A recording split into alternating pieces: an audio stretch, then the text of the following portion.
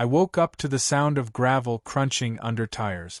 At first, I thought maybe a lost tourist had mistaken my private road for a scenic detour, but then I heard laughter and the unmistakable creak of my cabin gate swinging open.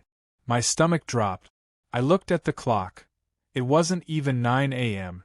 I pulled back the curtain, and what do I see? A group of strangers walking across my lawn, pointing at my cabin as if they were on a guided museum tour. One woman was holding a clipboard. Another guy had his phone out, recording. I nearly laughed out loud from the sheer absurdity, but the anger hit faster. Who in their right mind would treat someone's home like a public exhibit? When I stepped outside to confront them, the tour leader, a wiry woman in oversized sunglasses and that unmistakable HOA smugness radiating from her posture, actually had the nerve to shush me. "We'll just be a minute," she said, as if she were asking me not to interrupt a church sermon. I demanded to know what the hell was going on, and that's when she announced, with total confidence, that she was showing the property to interested parties. According to her, my cabin was slated for HOA-approved market rotation. I thought she was joking. But no, she introduced herself as Karen, the self-proclaimed head of the neighborhood's beautification committee. Apparently, in her mind, my cabin wasn't just mine. It was a community asset. Her words, not mine. I told them all to get out immediately. Half of them looked embarrassed and shuffled away, but Karen stood her ground. She waved her clipboard like it was a royal decree. "This place needs to be better utilized," she argued. "The HOA has already discussed this." I reminded her I wasn't part of her HOA, and even if I were, this was trespassing. She shrugged like she was dealing with a difficult child. That's when I realized exactly what kind of neighbor I was dealing with. The kind who truly believes paperwork equals power. The kind who'd rather die than admit they're wrong. The kind who thrives on confrontation. I didn't yell.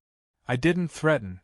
I just smiled, shut the gate behind them, and locked it with a brand new padlock while she was still arguing on the other side. Her face turned red as a stop sign. She threatened to escalate this and make sure I faced consequences. I waved cheerfully and went back inside, already thinking about my next move. Because if Karen wanted to play games, I had a whole shelf of equipment waiting in my garage. Security cameras, motion sensors, even a drone I'd barely used. I wasn't just going to block her little tours. I was going to make every single one of her stunts blow up in her face. By sundown, I had 3 cameras mounted on trees, 2 pointing at the driveway, and 1 right above the gate. Every car, every person, every clipboard-toting trespasser would now be caught in glorious high-definition video. When I tested the feed on my laptop, I laughed. It was better than cable television. And knowing Karen, I was about to get a full season of entertainment. The next morning, right on schedule, Karen showed up again. This time, she wasn't alone. 3 SUVs rolled up behind her, and out poured another batch of guests. She jingled her keys dramatically, probably expecting to march them right in. Instead, she found herself staring at my brand new lock and a camera lens blinking red in her face. She froze, then immediately started waving her arms like she could scare the camera away. The best part? I had the feed open and was watching her tantrum live. My coffee never tasted better. That was the moment I realized just how far she was willing to go. She didn't just want control, she needed it. She couldn't stand the idea that someone in her orbit might slip through her fingers. And I wasn't just slipping, I was about to yank the rug out from under her in a way she'd never forget. The first full day after I installed the cameras was a strange mix of comedy and dread. Comedy, because watching Karen stomp around outside my locked gate, trying to lecture a piece of metal, was funnier than half the sitcoms I've ever seen. Dread, because I knew she wasn't the kind of person who gave up. She was the type to escalate. The clipboard was gone this time, but she had something worse. A phone glued to her ear. From the way she kept pacing back and forth, gesturing dramatically, I could tell she was calling reinforcements. I just didn't know whether she meant HOA board members or actual law enforcement. Either way, it wasn't going to end quietly. Sure enough, within an hour, 2 men in polo shirts pulled up in a white pickup with the HOA's ugly blue and gold logo slapped on the side. They didn't even knock. They walked straight to my gate like they owned the place, fiddled with the lock, then spotted the camera staring at them. One of them actually covered his face with his hand, as if he was a celebrity dodging paparazzi. The other tried to wave at me through the lens, shouting, "Sir, you need to open this gate immediately. This is HOA property." I leaned back in my chair and almost spilled my coffee from laughing so hard. HOA property? My family had owned this cabin for 20 years, long before the HOA even existed. I debated going outside to set them straight but decided against it. Why waste energy when I had an easier way? I opened the live feed app, hit the microphone function, and let my voice boom through the speaker above the gate. "You are trespassing on private property. Smile for the cameras." The look on their faces was priceless. One jumped back so fast he nearly tripped over Karen. She was standing behind them, fuming, clearly shocked I had the audacity to talk back without showing my face. Karen immediately launched into a rant, shouting at the camera as though it were my head on a stick. "This is community land. You can't barricade it off. You're in violation of multiple covenants."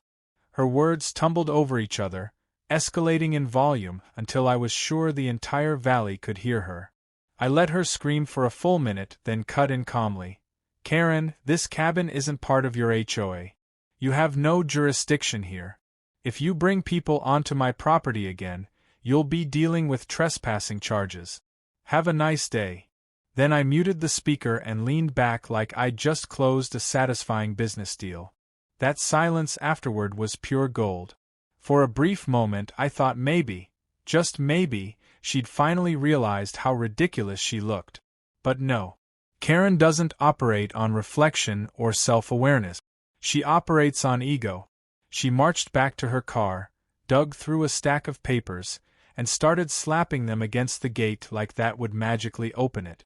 "We voted," she yelled. "The community voted." As if neighborhood gossip sessions counted as a binding referendum. The 2 polo shirt enforcers finally shuffled her away, but not before she pointed a finger directly at my camera.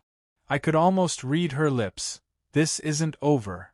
That night, as the sun dipped behind the mountains, I replayed the footage 3 times, chuckling at every detail. But underneath the laughter, I was thinking strategically.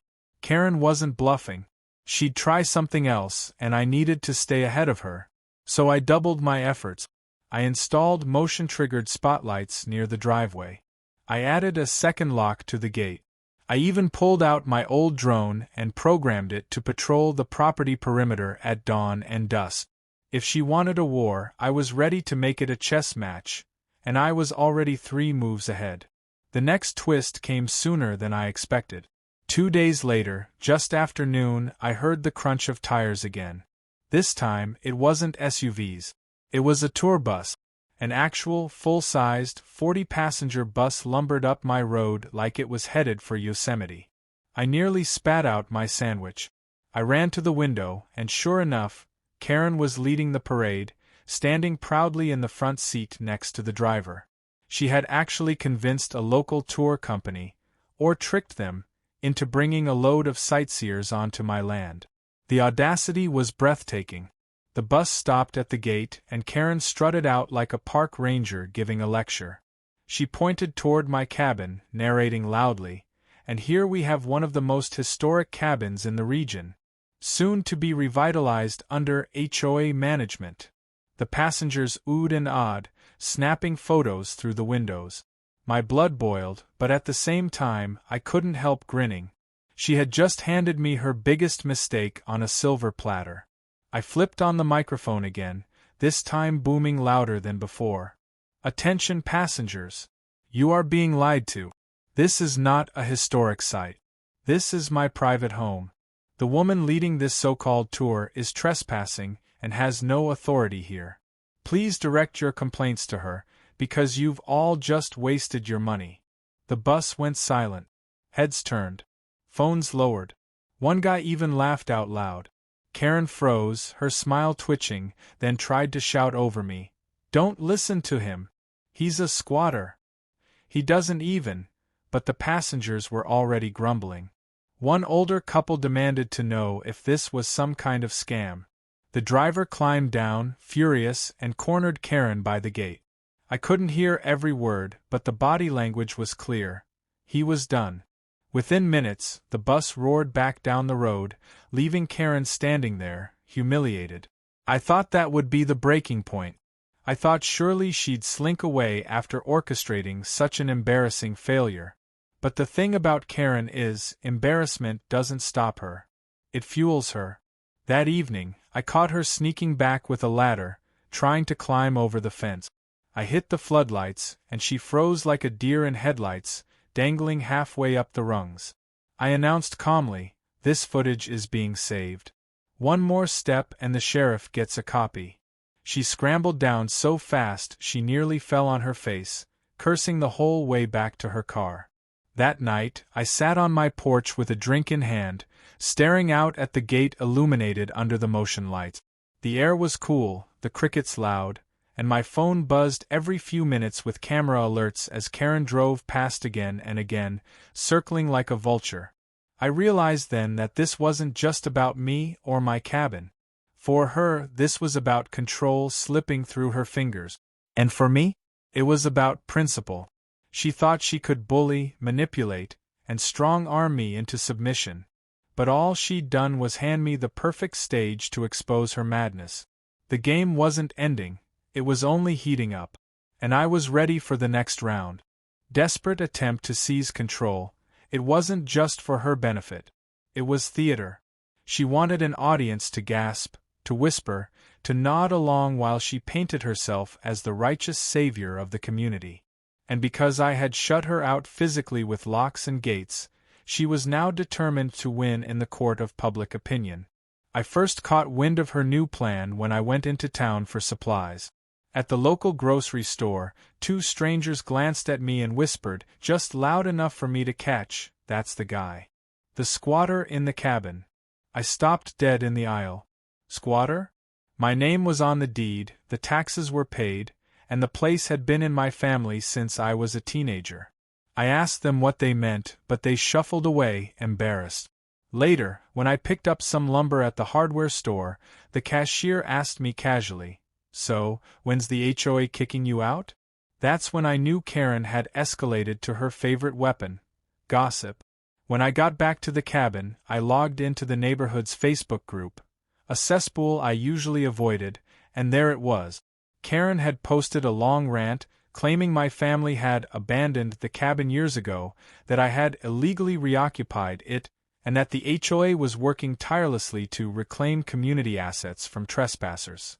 She even uploaded blurry photos of me fixing the gate, taken from the road, framed to make me look like some shady drifter breaking in. The post had dozens of comments. Some neighbors bought her story, others seemed skeptical, but the seed of doubt had been planted. I didn't take the bait. No angry replies, no defensive essays. Instead, I downloaded every screenshot, every comment, every photo. I was building a file, because unlike Karen, I wasn't interested in neighborhood drama. I was playing the long game. Still, I wasn't naive. I knew public perception mattered. So, I decided to get ahead of the narrative in my own way. That night, I edited together some of the camera footage. Karen banging on the gate, screaming about market rotation, trying to climb over with a ladder, and the piece de resistance, her disastrous tour bus scam. I uploaded the highlight reel to a private YouTube link and sent it to a few trusted neighbors. Nothing spreads faster than juicy video evidence. Sure enough, within 24 hours, the footage leaked beyond my control, and I didn't even mind. Comments lit up with people laughing at Karen's antics, calling her tour bus tyrant and gatekeeper Karen. My phone buzzed non-stop with messages from neighbors who had finally seen the truth. Some apologized for believing her lies. Others just sent laughing emojis. Slowly, her credibility started to unravel. Of course, Karen didn't take this lying down. The very next morning, she showed up again, this time not with tourists or board members but with a clipboard full of signatures. She waved it triumphantly at the camera. 50 households, she declared. 50 people signed a petition to remove you. She rattled the paper like it was a golden ticket. I almost applauded her persistence. She was reinventing failure at a professional level. I activated the speaker. Karen, even if you had 500 signatures, it wouldn't matter. This isn't your land. You can't vote me out of my own property. Her face contorted, but she kept her voice sugary, projecting for the neighbors she thought might be watching. We'll see what the county says, she replied. You'll be gone by the end of the month. Then she strutted back to her SUV like she had just dropped the mic. That was the first time I felt a twinge of real concern. If she was actually filing complaints with the county, things could get complicated. Even if I was legally in the right, bureaucracy had a way of turning truth into a slog. But instead of panicking, I doubled down on preparation. I pulled out my deed, my tax receipts, and copies of every payment I'd ever made. I scanned them into a folder labeled Karen Defense. I even scheduled a quiet visit with the county office myself, just to get ahead of whatever nonsense she was cooking up. The clerk nearly rolled her eyes out of her head when I explained the situation. Her again? She muttered, pulling a thick file from the cabinet. Apparently, Karen had a history of filing frivolous complaints against half the county. Mine was just the latest chapter in her saga. But knowing Karen, she wasn't going to stop at paperwork. She thrived on drama, and paperwork doesn't create scenes. So I wasn't surprised when, later that week, my cameras picked up something new. Karen wasn't alone anymore. She had started bringing small groups of die-hard followers with her, the same kind of neighbors who always lived in fear of stepping out of line. They gathered at my gate like disciples at a sermon, listening while she railed about illegal squatters and reclaiming what's ours. She wasn't just fighting me anymore. She was building a movement. I sat on my porch watching the live feed, equal parts horrified and entertained. She was turning my property into her stage set, casting herself as the heroine battling a lawless villain. And the scary part? Some of them bought it. That's when I decided to turn the tables, not just defend. If she wanted a stage, I was going to give her one, but on my terms. The next morning, I set up a new sign on the gate. It read, "Smile. You are on live stream." Then I installed a small router and synced my cameras to a Twitch account. Every time Karen showed up, hundreds of viewers could tune in to watch her antics live. I didn't advertise it myself. Someone else leaked the link, probably one of the neighbors who was sick of her nonsense. But once it was out there, it spread like wildfire. Suddenly, Karen wasn't just embarrassing herself in front of the neighborhood.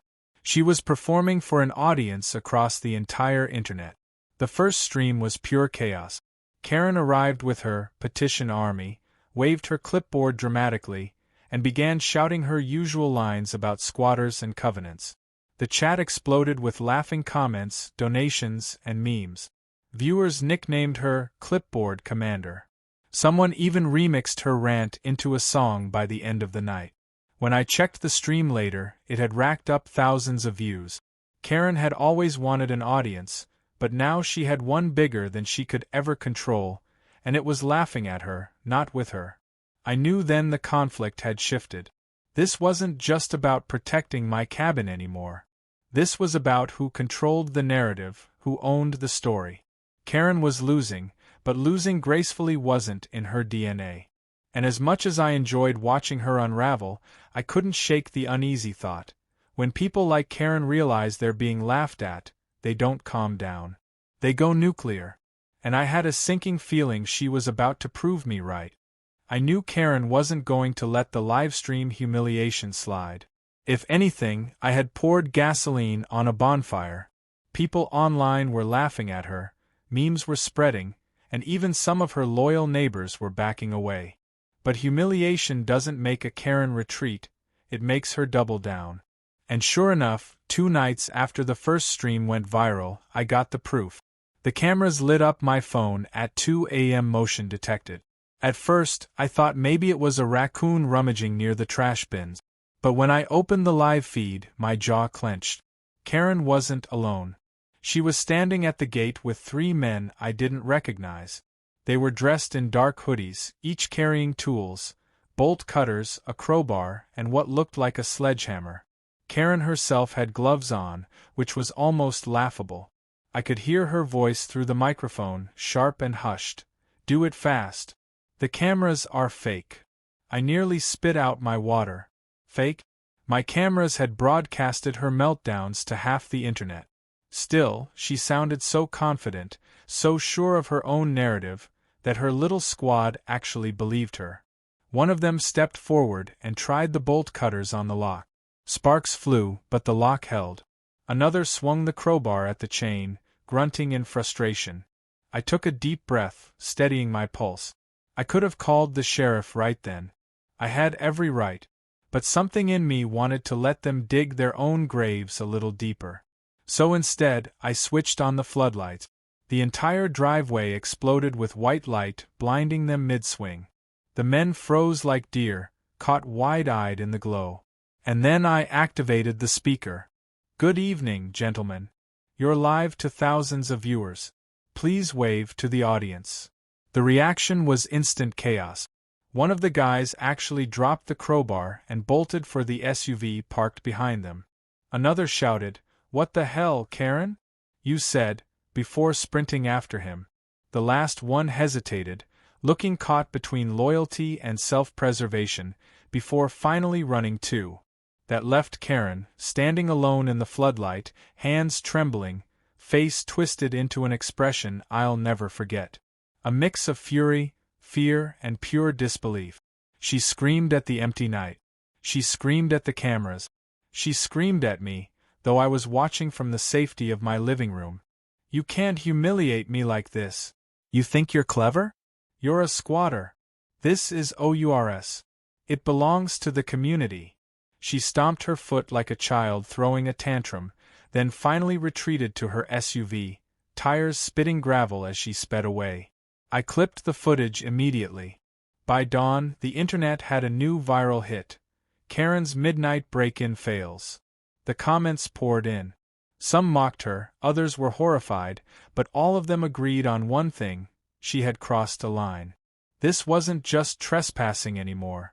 This was attempted breaking and entering. That morning, I drove into town and handed the footage directly to the sheriff's office. The deputy on duty didn't even blink when I said Karen's name. He just sighed, muttered, "Not again," and started the paperwork. Apparently, she had a reputation even outside the HOA. Still, when I asked if charges would stick, he gave a careful answer: "We'll look into it." Translation: unless Karen set the place on fire, she'd probably get a slap on the wrist. But I wasn't worried. Not anymore. Because I realized something crucial. The legal system moved slowly, but the internet didn't. Karen could dodge a citation. She couldn't dodge going viral. Every new stunt she pulled only fed the machine, spreading her reputation further. And the more she tried to control the narrative, the more it slipped through her fingers. Of course, she tried anyway. A few days later, I woke up to find a massive banner strung across my locked gate. In bold red letters, it read, "Notice of eviction." My first laugh of the day came early. Karen had actually printed her own eviction notice, complete with fake legal jargon and the HOA logo in the corner. I tore it down, scanned it, and posted it side by side with my deed on the livestream. Within hours, the banner became a meme template. People replaced the text with everything from "notice of bad haircut" to "notice of being owned." But Karen wasn't done. That evening, she showed up again, this time with a bullhorn. A literal bullhorn. She stood outside the gate shouting about how I was stealing from hard-working families, how the HOA was fighting for justice, and how I was a parasite squatting on valuable land. The livestream audience loved it. Donations rolled in. One viewer even paid to have a text-to-speech message broadcast through my speakers. "Karen, please return the ladder you borrowed from hell." For the first time, I saw her falter. The bullhorn dropped slightly. She looked around, realizing she wasn't commanding the crowd, she was feeding it. Every word she spoke was twisted, remixed, mocked in real time. And that, more than anything else, seemed to rattle her. She finally left, muttering under her breath, her shoulders tight with rage. The online ridicule should have been enough to end it, but Karen had no break. 2 nights later, the cameras caught her sneaking back. Not with people this time, but with buckets. I zoomed in on the feed and nearly choked on my drink. She was trying to dump paint across my driveway, splattering angry red streaks like some kind of twisted HOA protest art.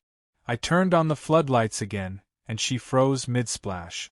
For one long second, we just stared at each other through the lens.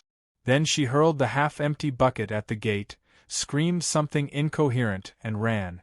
The next morning, my driveway looked like a crime scene.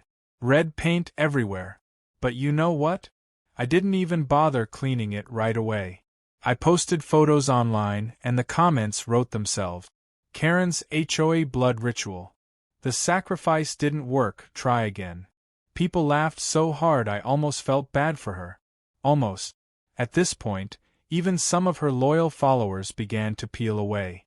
One neighbor emailed me privately, apologizing for believing her lies and admitting he had signed the petition under pressure. "She's out of control," he wrote. "We just didn't want to be her next target." That told me everything I needed to know. Karen wasn't a leader. She was a bully. And bullies only thrive as long as people stay silent. But I wasn't staying silent.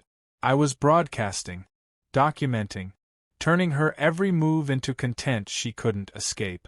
And though she still had fight left in her, I could sense it. Karen was cornered.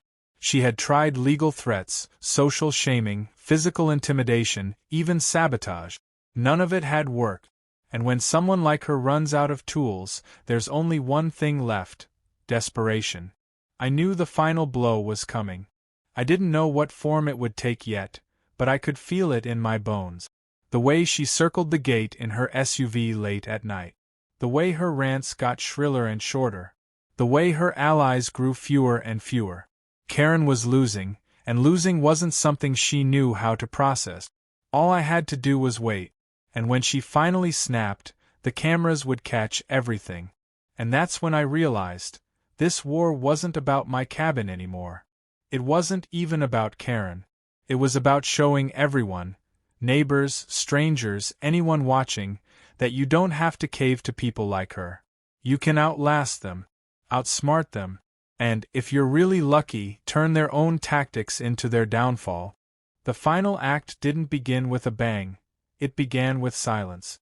For 3 full days, Karen didn't show up. No SUVs idling at the gate, no bullhorn sermons, no midnight break-in attempts. The cameras caught nothing but deer wandering through the yard and the occasional delivery truck turning around on the road. At first, I thought maybe she had finally burned herself out. Maybe the ridicule online, the failed petitions, the break-in fiasco, and the paint stunt had stacked up until even she realized she was beaten.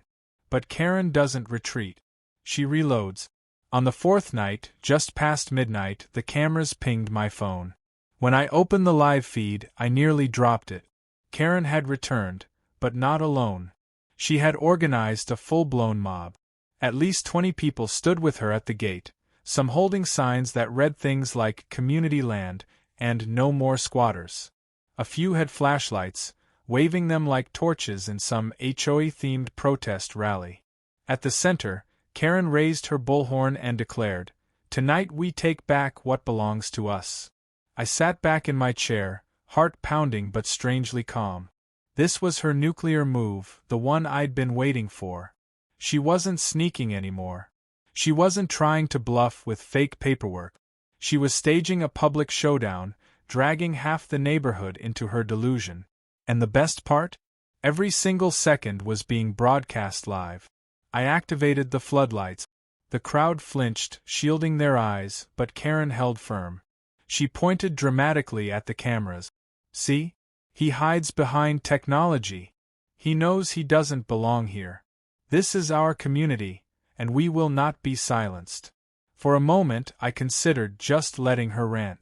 But then I remembered something the sheriff had told me when I'd handed over the break-in footage. If she ever escalates with more people, make sure we have clear evidence. The more public, the better. Well, this was about as public as it got. I unmuted the speaker and spoke calmly, almost cheerfully. Good evening, everyone. Just so you know, you are trespassing on private property. Everything you do here is being live-streamed to thousands of viewers. Karen has lied to you. This cabin is not HOA property. It's mine. And by standing here tonight, you're helping document her harassment case. So, smile. The silence that followed was thick enough to cut with a knife. Several of the neighbors looked uneasy, shifting their signs down, glancing at each other like they'd just realized they'd been tricked into starring in a viral circus. One man even muttered, "Wait, this is being filmed?" before stepping back into the shadows. But Karen didn't waver. She doubled down, screaming into the bullhorn, "Don't listen to him. He's manipulating you with his cameras. He's stealing our land, and now he's stealing your image, your rights, your voices. Are you going to let him?" She whipped the crowd into half-hearted cheers, though most of them sounded more confused than energized. Then came the breaking point. One of my cameras zoomed in on the back of the group, where two teenagers were holding up their phones, not recording Karen, but watching my livestream. I could see the glow on their faces, hear their muffled laughter through the audio. They were showing the live chat to people in the crowd. Thousands of strangers online were spamming comments like "free popcorn show" and "Karen's HOA cult and squatter?" More like "squat queen." The spell broke. A ripple of unease spread through the mob as they realized they weren't in control of the story. They were the punchline. Some dropped their signs. Others backed away, muttering excuses. One woman even shouted at Karen, "You didn't tell us this was live. I'm not getting humiliated on the internet for you." Within minutes, half the group had dispersed, leaving Karen screaming into the bullhorn at a dwindling audience. And then, as if the universe itself wanted to punctuate her collapse, the sound of sirens cut through the night. Red and blue lights washed over the trees as two sheriff's cruisers rolled up the road. The crowd scattered like pigeons. Karen, still clutching her bullhorn, froze in the floodlights.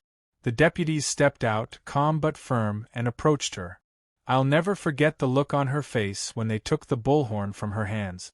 She tried to launch into one of her rants, pointing at the cameras, waving papers, shouting about illegal squatters and community votes. But the deputies had already seen the footage. They'd already read the file I'd handed over weeks ago. One of them just shook his head and said, "Karen, enough." They didn't cuff her, not that night. But they did escort her back to her SUV and order her to leave the property. And unlike all the times before, this time she actually obeyed. The mob was gone. The bullhorn was gone. The illusion of power was gone. The live stream chat exploded in celebration. Donations poured in.